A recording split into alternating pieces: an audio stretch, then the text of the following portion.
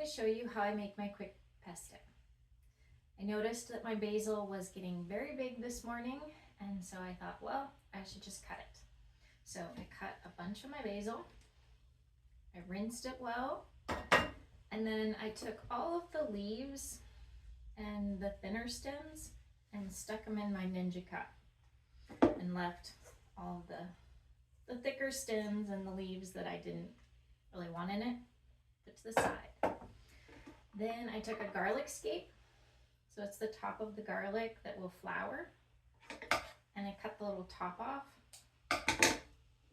and stuck it in with all my basil leaves.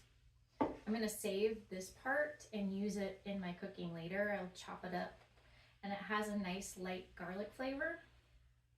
You can add to meat or other veggies or whatever.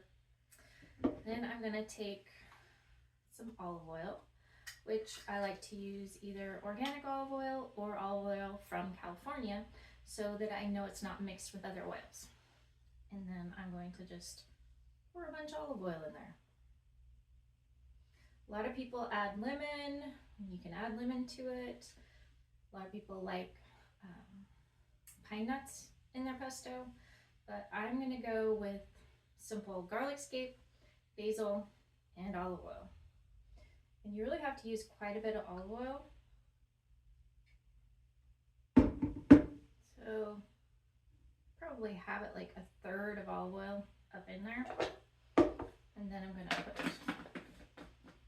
And you can use a Vitamix, other things. This is just a very fast way of doing it, and it's really easy to clean. So I'm going to click it in, turn it on.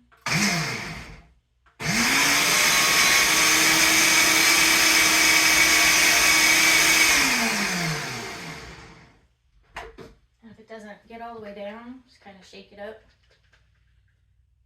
Put it back in.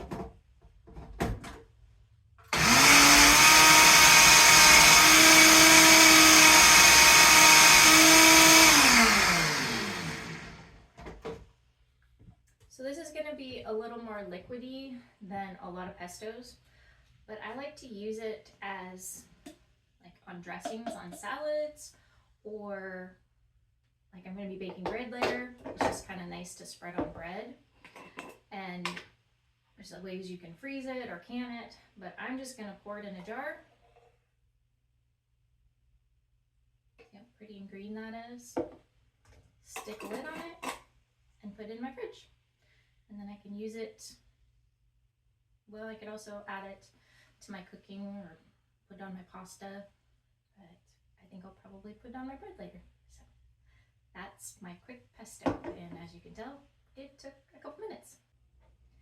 So as I was cleaning up after making the basil, I realized I didn't want to really waste what I had in the cup, but I also didn't really want to take the time to scrape it out with a spatula. So I threw some blueberries in there, and it is delicious. So I took a cucumber and it's really, really good. The blueberries add the sweetness and a little bit of acid to help cut the bitterness of the really strong basil taste. And now I have a good treat for right now and a bunch of basil pesto that I can use later without much trouble. And the great thing is that I am able to keep my basil for a longer period of time without it going bad that way. So anyway, enjoy your snacks.